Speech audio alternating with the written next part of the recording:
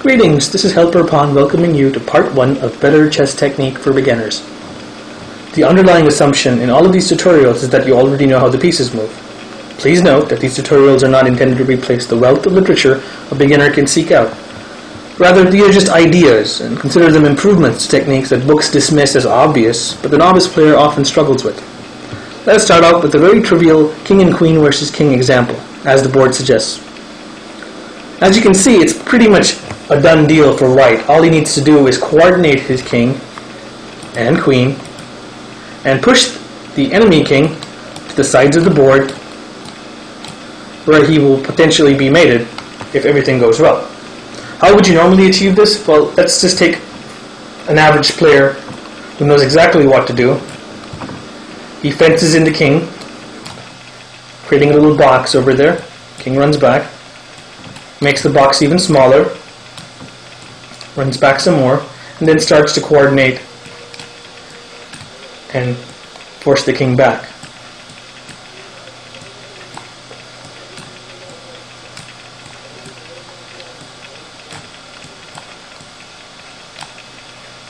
And here's where things can go horribly, horribly wrong. The clear move to avoid is queen to f7. Why? Let's take a look. Queen covers those squares. The only square the black king can run to would be this square ordinarily, but then you have the white king covering that square as well.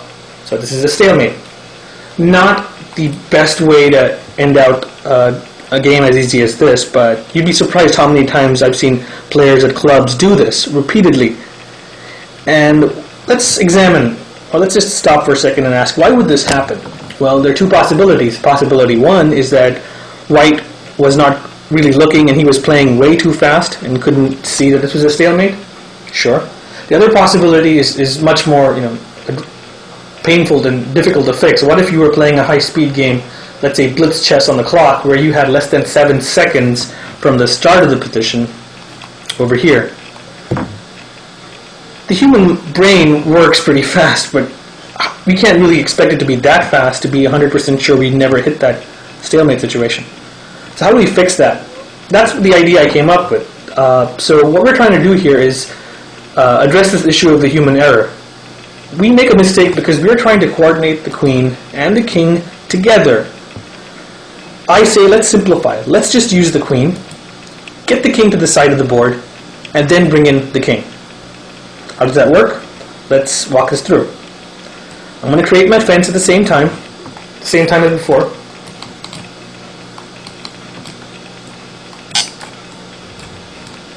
The box goes smaller and smaller, pushing him to the side.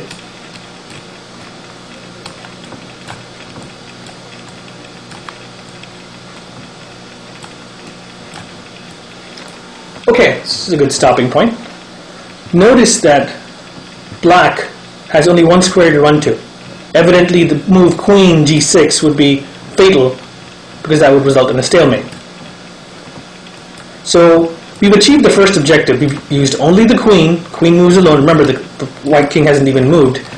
We've only used the queen and got the black king trapped in a corner where he can wriggle to just one of two squares, back and forth. For example, if I were to do something trivial like this, and just go back like this, that's all black's king can do. I call these wriggle positions, for lack of a better term, because they are exactly how they're named. All they do is have the opponent's king squirm around and wriggle between two squares.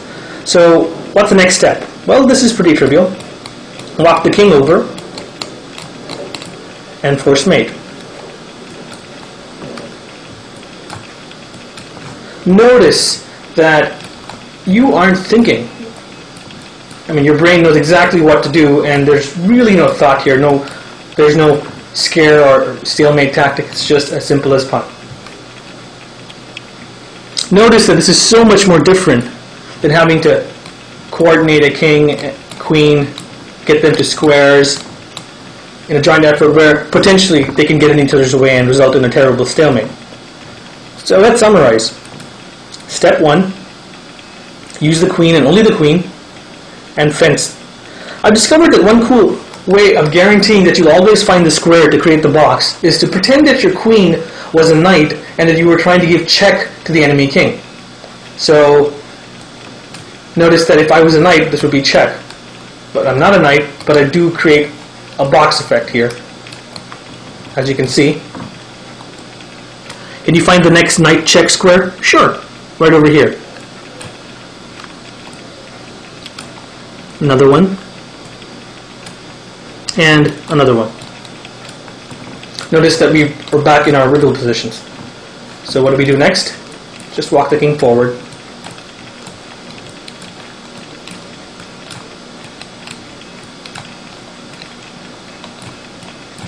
And the rest is pretty simple. I hope you've enjoyed this, and I hope this gives you a much more accurate and risk-free way of closing out the game from king and queen versus king. In fact, if you want to see how effective it is, why don't you try setting it up to do it the way you used to do it with, let's say, 10 seconds on your clock with no time delay, and do it this way, and you'll notice a massive improvement in your overall confidence and the fact that you have so much time to work with if you just follow this example. It's essentially something you can do literally in your sleep. Well, this is Helper Pawn signing off. I hope you enjoyed this, and be sure to stay tuned for my next tutorial. Thank you.